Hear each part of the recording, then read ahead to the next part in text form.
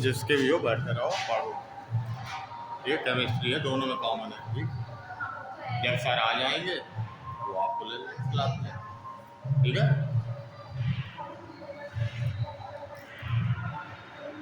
भाई उन्होंने कहा कि खाली बैठे रहोगे तब तक कुछ ना कुछ पढ़ो। ठीक है, केमिकल काइनेटिक्स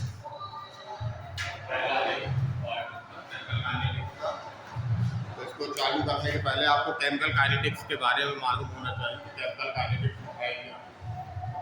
हिंदी में रासायनिक बलगति।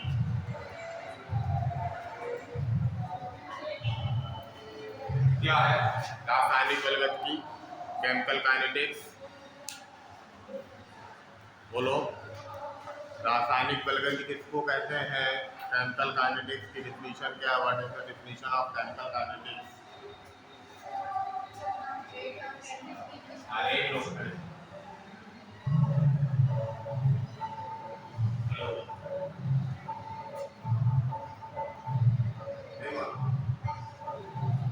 मालूम पता खड़े होने में दिक्कत, क्लास को क्लास की तरह अटेंड कर।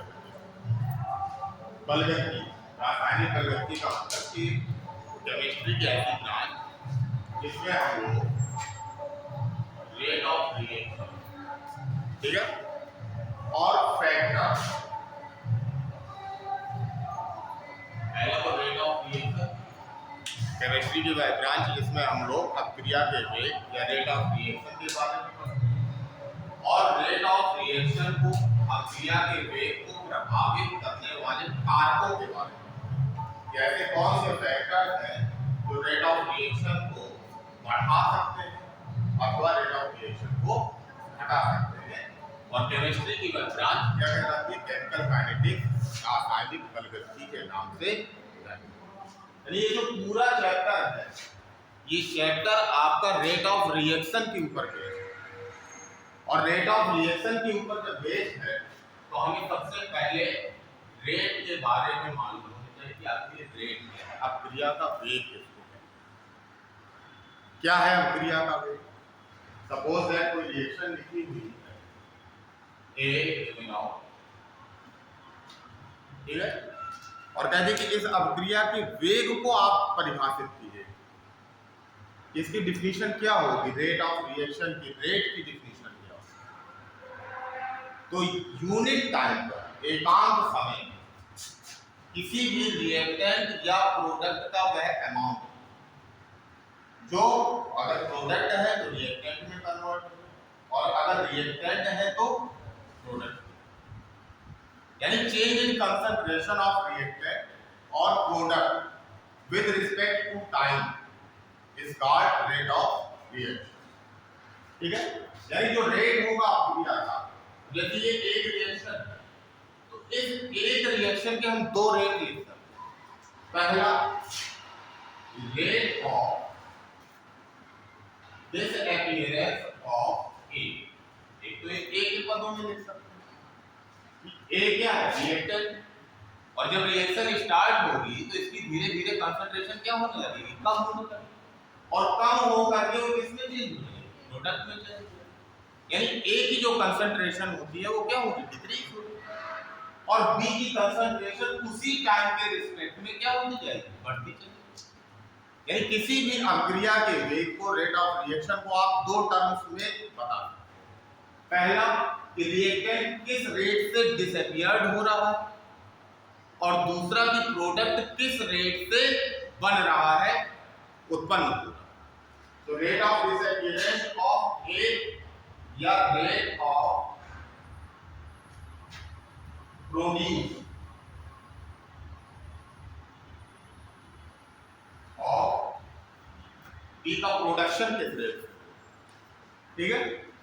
अब कह रहा है कि change of concentration with respect to time, ठीक है। ये तो है रेट ऑफ रिएक्शन की डेफिनेशन। ये अभिक्रिया का वेग का मतलब क्या है? अभिकारक की वह मात्रा जो एकांक समय में प्रोडक्ट में क्या हो जाती है? कन्वर्ट हो जाती है। तो delta C divided by delta D. अब ये रिएक्टेंट है, पहले मान लिया आपने कि इसकी इनिशियल कंसंट्रेशन कितनी है? 1, और बी की इनिशियल कंसंट्रेशन जब रिएक्शन स्टार्ट ही नहीं हुई है तो बी बना ही नहीं। जब बी बना नहीं तो उसकी इनिशियल कंसंट्रेशन कितनी होगी? 0। फिर टी टाइम के बाद, आफ्टर टी टाइम, अब टी में कुछ भी हो सकता है, 5 सेकंड के बाद, 10 मिनट के बाद, 1 घंटे के बाद, हमने देखा कि इस ए की कंसंट्रेशन 80 हो, और ये 80 हुई तो कुछ ना कुछ क्या हो जाएगा? प्रोडक्ट बनेगा। 1 घंटे के बाद, 5 सेकंड के बाद, 10 मिनट के बाद प्रोडक्ट क्या होगा? बनना चालू हो जाएगा। इसकी कंसंट्रेशन हमने मान ली, ठीक है। और जितना ये डिसोसिएट होगा, डिसअपियर होगा, उतना ही बी बने। मान लिया हमने कि इसके x मोल क्या हुए? डिसोसिएट। तो 80 माइनस x, या a नॉट माइनस x भी कर सकते हो, a माइनस x। 80 का मतलब क्या हो गया? a minus x। पहले a था, उसमें से x मोल क्या हो गया? कंज्यूम हो गया, तो a माइनस x बचा। और ये x कंज्यूम हुआ है तो b इक्वल टू कितना हो जाएगा? x। अब change of concentration of a निकालो, कितना आएगा? कैसे निकालोगे चेंज ऑफ कंसंट्रेशन? सांद्रता का परिवर्तन कैसे निकाला जाएगा? अंतिम में से प्रारंभिक को घटा कर, फाइनल माइनस इनिशियल। फाइनल कितनी है? a माइनस x, ठीक है। और इनिशियल कितनी थी? a माइनस x माइनस 1, ये तो हो गया। और टाइम भी निकालो, तो पहले टाइम क्या था? 0 था। फिर टी टाइम बाद हमने देखा तो final minus delta T equal to T minus 0, ठीक है। अब यहां से आप रेट ऑफ रिएक्शन डिसअपियरेंस निकालेंगे, कितना आ जाएगा? Delta A equal to a minus x minus a, यानी कितना बचा? Minus x upon delta T कितना आ जाएगा? t minus 0। t में से 0 को घटाओगे कितना बचेगा? t minus x upon. अब कहीं पर रेट आपने निगेटिव सुना, कि रेट या वेलोसिटी या स्पीड आपकी निगेटिव में हो सकती है? नहीं हो सकती। जब नहीं हो सकती और यहाँ पर कभी भी आप रिएक्टेंट के पदों में देखेंगे तो इसकी जो चेंज ऑफ कंसंट्रेशन आएगी वो हमेशा क्या होगी? निगेटिव ही आएगी। क्यों निगेटिव आई? क्योंकि फाइनल वाला इनिशियल से क्या होगा? हमेशा कम होगा और फाइनल में से ही इनिशियल को आप माइनस करोगे। जब फाइनल में से इनिशियल माइनस करोगे तो ये हमेशा क्या होगा? निगेटिव। जब ये हमेशा निगेटिव आ रहा है रिएक्टेंट का तो इसमें हमेशा जब भी आपको रिएक्टेंट के सापेक्ष निकालना हो तो आगे माइनस लगा। जब ये माइनस लगा होगा तो इस अंदर की वैल्यू को ये ऑटोमेटिक इसमें कन्वर्ट कर देगा प्लस में और minus x upon minus x की होगा इक्वल टू x अपॉन। ठीक है, तो रिएक्टेंट के पदों में अगर कभी भी आपको अभिक्रिया का वेग बताना है तो हमेशा कैसा लिया जाएगा? निगेटिव लिया जाएगा। और प्रोडक्ट के सापेक्ष अगर निकालना तो प्रोडक्ट क्या है यहाँ पर? B और प्रोडक्ट B की फाइनल कंसंट्रेशन कितनी है? x है और इनिशियल कितनी है? 0। निकालो delta B is equal to x minus 0 और डेल्टा P इसके लिए भी क्या होगा? P minus 0। दोनों की वैल्यू रख दो यहाँ पर। Delta B upon delta T is equal to x minus 0 upon T minus 0 is equal to x upon. यानी किसी भी अभिक्रिया का वेग चाहे आप अभिकारक के सापेक्ष निकालो, रिएक्टेंट के सापेक्ष निकालो और चाहे उसको आप प्रोडक्ट के सापेक्ष निकालो, हमेशा क्या आएंगे? इक्वल आएंगे। जैसे यहाँ रिएक्टेंट के लिए x अपॉन, प्रोडक्ट में भी x अपॉन। तो कोई भी अभिक्रिया का वेग होगा किसी भी पद पे आप निकालोगे वो हमेशा इक्वल आएगा, कांस्टेंट आएगा, उसमें कभी कोई चेंज देखने को। इस पूरी थ्योरी से हमने एक ही जाना कि अगर हमें रिएक्टेंट के सापेक्ष रेट ऑफ रिएक्शन निकालना तो माइनस को पहले लगाएंगे, minus delta x upon delta t करेंगे और अगर प्रोडक्ट के सापेक्ष निकालना है तो सीधे delta x upon delta t। अब रिएक्टेंट के केस में निगेटिव क्यों लगाया? माइनस का साइन क्यों लगाया? क्योंकि रिएक्टेंट की कंसंट्रेशन हमेशा घटती है जिसके कारण फाइनल कंसंट्रेशन इनिशियल कंसंट्रेशन से हमेशा कम आएगी। तो चेंज इन कंसंट्रेशन की पद जो होगा वो वैल्यू हमेशा कैसी शो करेगा? निगेटिव। और उस निगेटिव को पॉजिटिव में बदलने के लिए हमने आगे क्या लगा दिया? माइनस। अभी बात समझ। अब रेट ऑफ रिएक्शन की डेफिनेशन उसको आप लिख सकते हो rate of reaction can be defined as change in concentration in reactant or product with respect to rate of reaction की डेफिनेशन कर लो इसको। यानी किसी भी अभिकारक या उत्पाद की वह मात्रा जो परिवर्तित हो जाती है, जिसकी सांद्रता में परिवर्तन आता है, उस अभिक्रिया का क्या कहलाती है? वेग कहलाती है, रेट ऑफ रिएक्शन।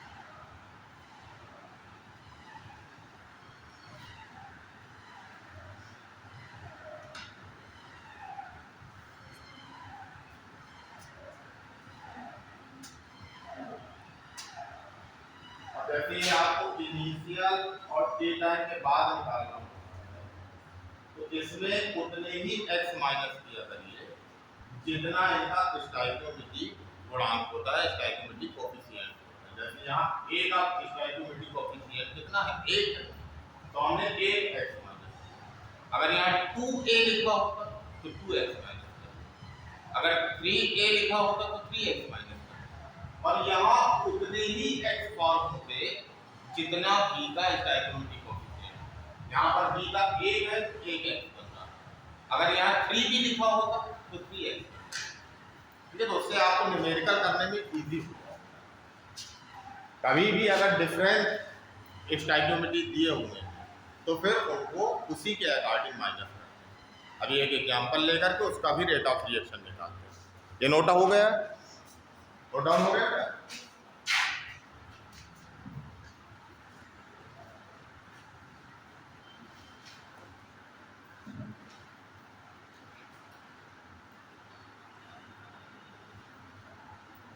मान लीजिए रिएक्शन दिए हुए है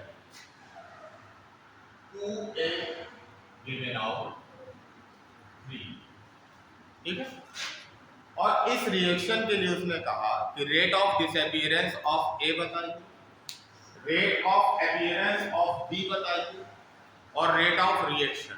3 चीजें हमको निकालना। पहला rate of disappearance of A, दूसरा rate of appearance of B, और तीसरा रेट ऑफ रिएक्शन। ठीक है, 3 चीजें हमको निकालनी। अब कैसे निकालेंगे? ये रिएक्शन है 2a गिवन आउट 3। जब इसको सॉल्व करेंगे इसको अलग से लिखेंगे 2a गिवन आउट, ठीक है, initial when t is equal to c, जब टाइम क्या है 0 है, अभी कोई रिएक्शन चालू नहीं। उस स्थिति में इसके मोलों की संख्या a, ठीक है, ये a है और ये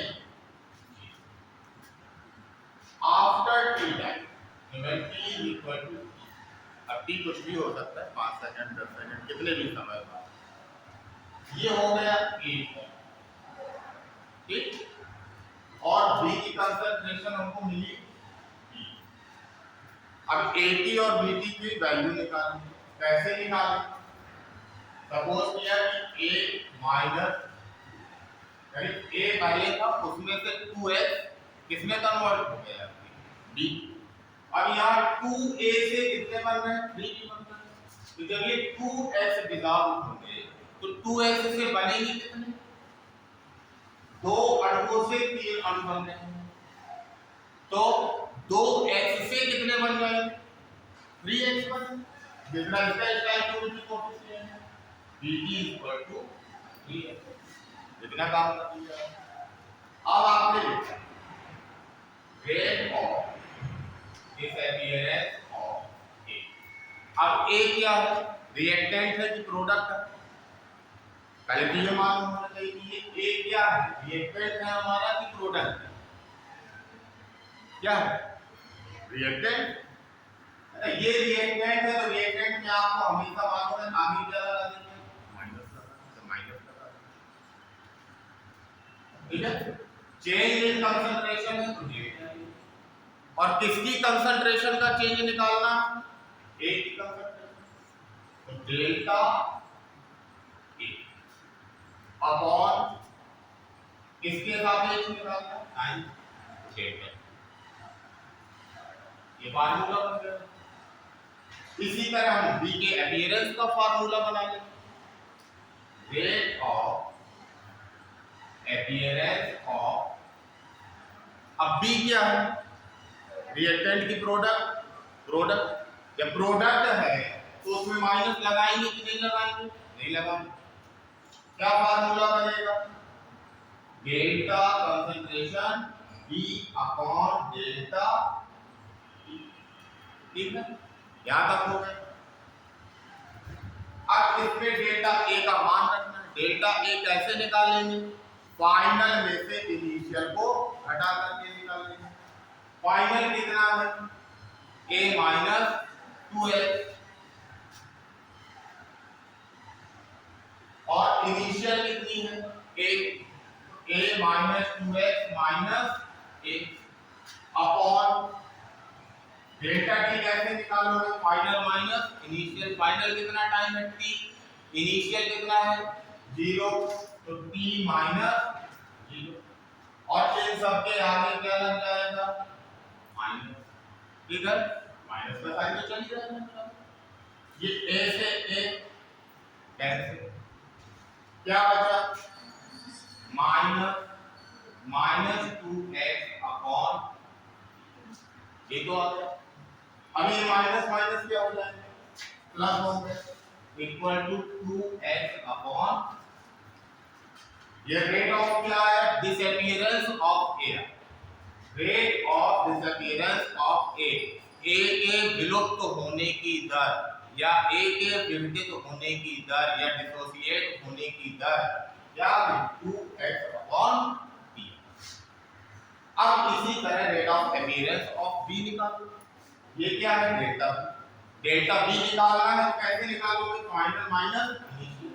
फाइनल कितना है? 3x, इनिशियल कितना है? 0 time t minus 0 is equal to 3x upon.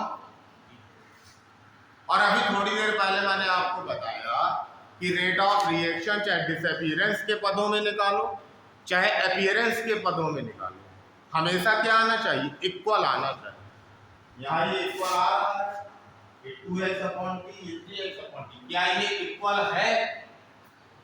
आपको दिख रहा है कि ये इक्वल है? नहीं है। फिर कैसे करेंगे? इसको इक्वल करना जरूरी है। तो कभी भी जब स्टोइकियोमेट्री गुणांक अलग अलग हो और फिर आपको रेट ऑफ रिएक्शन निकालना, तो जिसका जितना स्टोइकियोमेट्री गुणांक होगा, स्टोइकियोमेट्रिक कोएफिशिएंट होगा, उसका उसी से डिवाइडेशन। ए का स्टोइकियोमेट्रिक कोएफिशिएंट कितना है? 2 है। 2 तो ए के रेट ऑफ रिएक्शन को हम किससे डिवाइड कर देंगे? 2। बी का स्टोइकियोमेट्रिक कोएफिशिएंट कितना? 3। तो बी के रेट ऑफ रिएक्शन को किससे डिवाइड करेंगे? 3। इसको 3 से डिवाइड करेंगे, 3 3 कैंसिल, क्या बचेगा? x upon. यहां 2 2 कैंसिल होगा, क्या बचेगा? x upon. और दोनों क्या हो जाएंगे? इक्वल। फिर रेट ऑफ रिएक्शन का फार्मूला बनाना होगा, क्या बनेगा? Rate of reaction is equal to minus पहला वाला माइनस था, minus change in concentration of A divided by delta T। और इसको किससे डिवाइड करेंगे? 2। ठीक है, इज इक्वल टू। अब दूसरा क्या है रेट ऑफ रिएक्शन हमारा? Delta B upon delta T। और इसको किससे डिवाइड किया जाएगा? 3। ठीक है, जब इसको 3 से डिवाइड करोगे, जिसका वैल्यू रखो, delta A upon delta T का वैल्यू कितना है? 2x upon T is equal to 2x upon 2T। 2 से 2 is equal to delta B upon delta T की वैल्यू कितनी है? 3x upon 3T। 3 3 cancel. Rate of reaction ROR is equal to x upon t is equal to x upon। क्या है? कोई भी reaction दी, अगर reaction दी है और स्टोइकियोमेट्रिक कोएफिशिएंट अलग अलग, तो फिर रेट ऑफ रिएक्शन निकालने के लिए स्टोइकियोमेट्रिक कोएफिशिएंट का डिवाइडेशन। ठीक है, नोट कर लीजिए।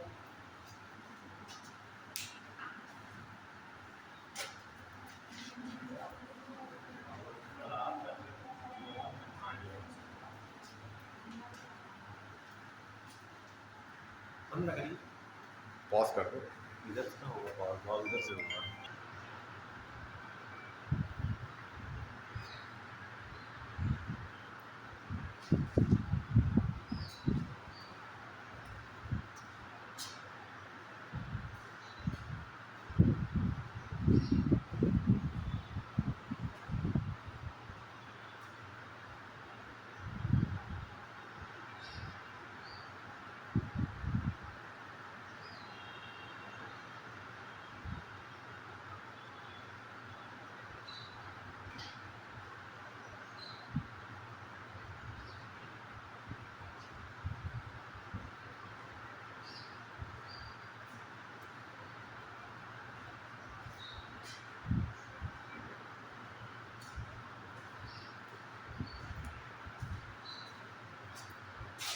सपोज दैट रिएक्शन भी होती है N2 plus 3H give out 2NH. Number one, calculate the rate of disappearance of N. Number two, calculate the rate of disappearance of H2. Calculate the rate of appearance of ammonia. Rate of reaction. Note down numerical. N2 plus 3H2 give out 2NH3. Calculate the rate of disappearance of N2, H2 and the appearance of ammonia. Solve करें.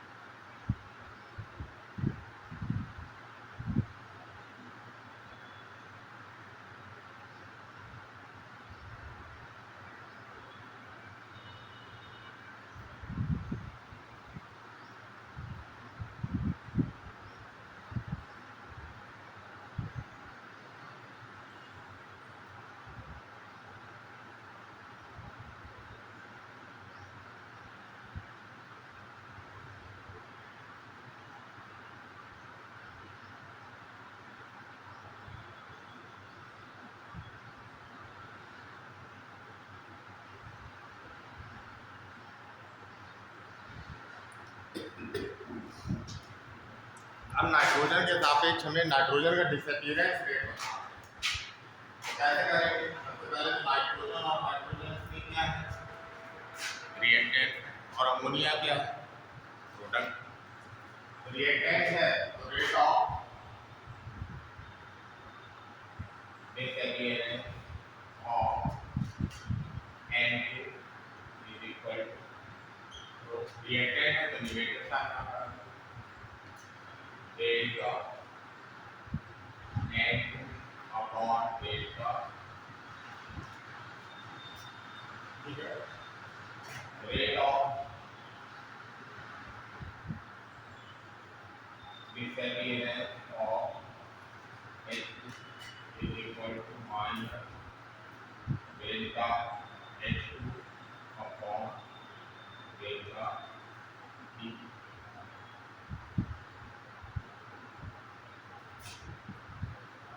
तीसरा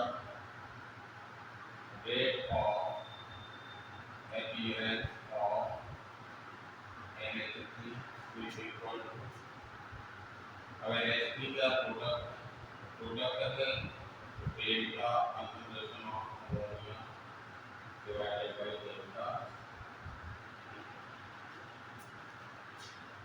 ये आप rate of reaction निकालना, rate of reaction is equal two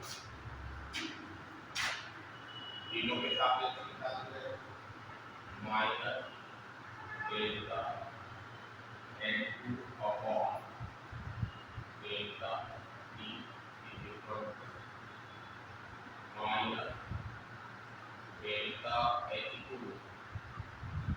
upon H2 का calculated constant T है, T is equal to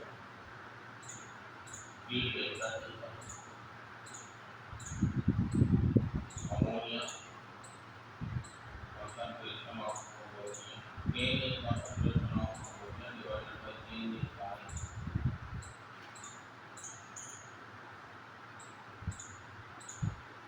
This is the rate of reaction formula for these compounds.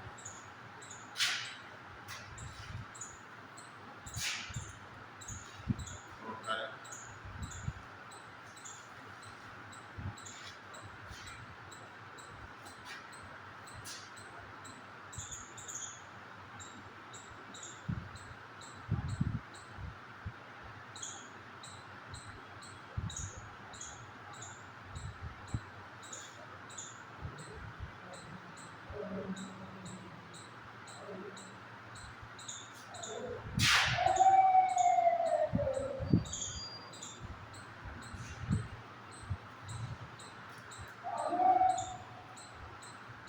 इस तरह मान लीजिए रिएक्शन और भी है।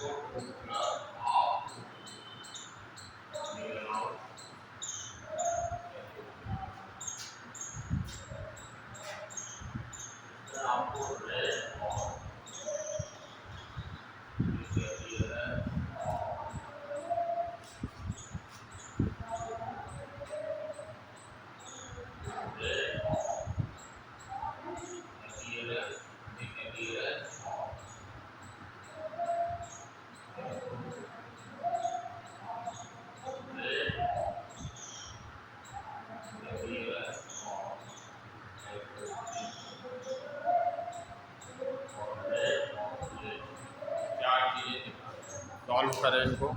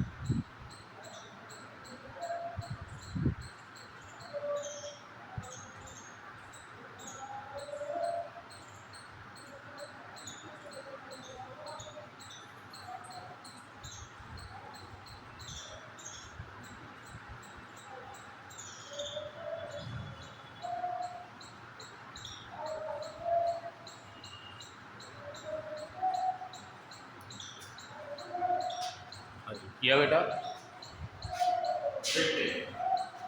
Rate of disappearance of O2 is a reaction that negative. Change of concentration divided by rate of disappearance of SO2. SO2 is also a reactant. ये भी एक reactant है। Change in concentration of SO2 divided by change in time.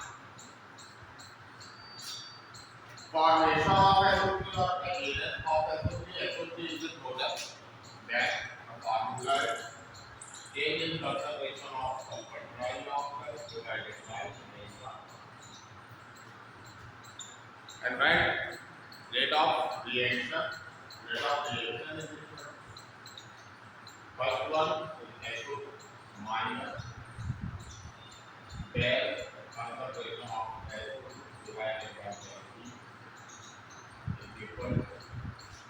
और यहाँ SO2 का stoichiometric coefficient 1 है, तो 1 का डिवाइडेशन करेंगे तो कोई चेंज आएगा और minus del O2 divided by del E और O2 का स्टोइकियोमेट्रिक कोएफिशिएंट है 1/2। अब यहाँ 1/2 से डिवाइडेशन करो तो डिवाइड बाय 2 कहाँ आ जाएगा, ऊपर आ जाएगा तो डेल्टा। ठीक है, equal change in concentration of SO3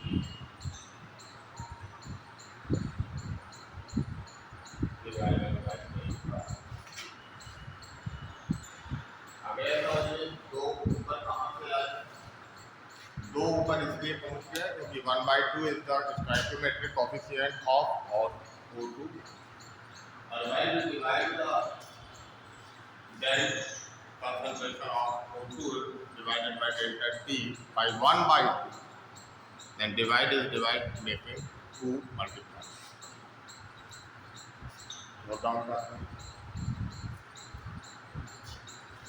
अब रेट जो होते हैं 3 तक, rate can be divided into 3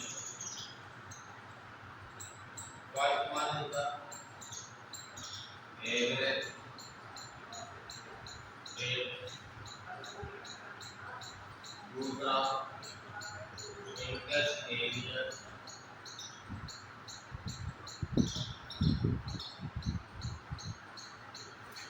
और तीसरा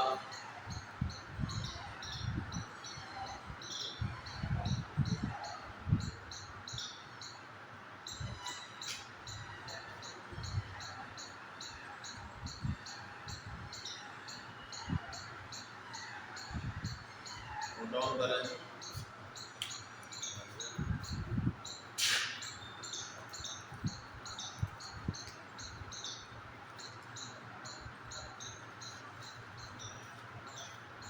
इनिशियल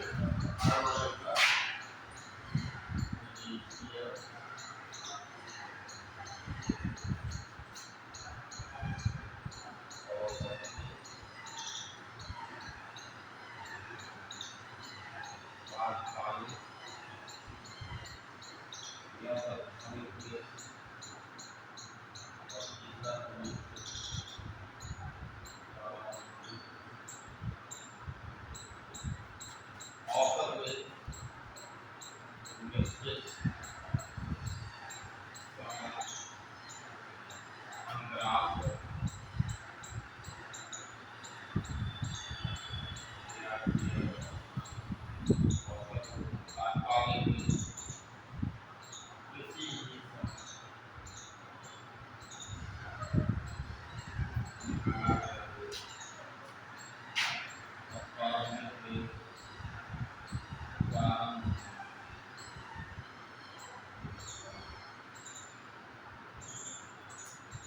डाउन करने सारी डिफिनेशन।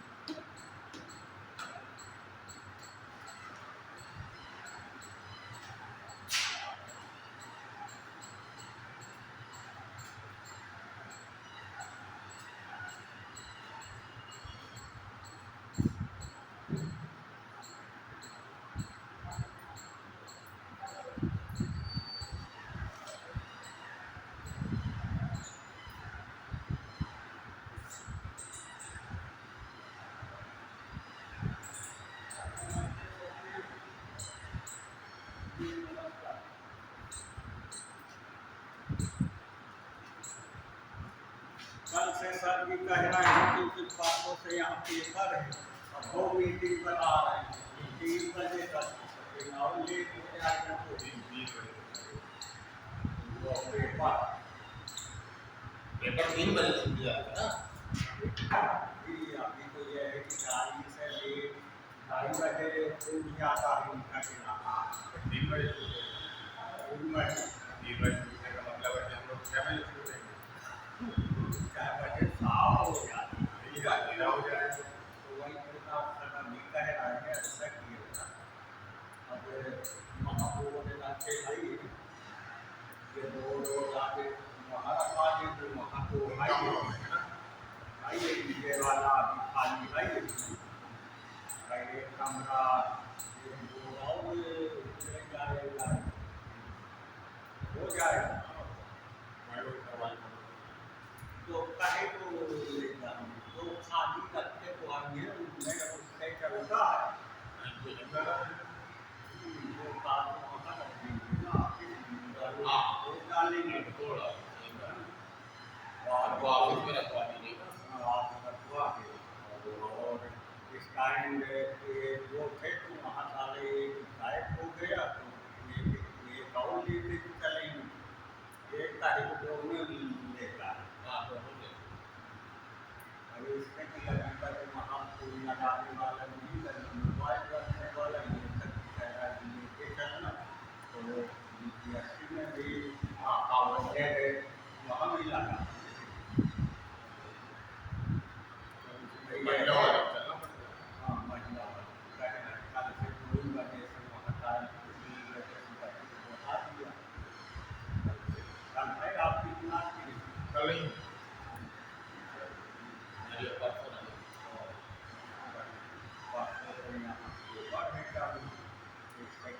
काले से अपना वहाँ से कर स्टार्ट बदले जाएंगे और वो बच्चों के और बताओ वैसे रखे वहाँ भी मारता लेके जाएंगे ले जाइए।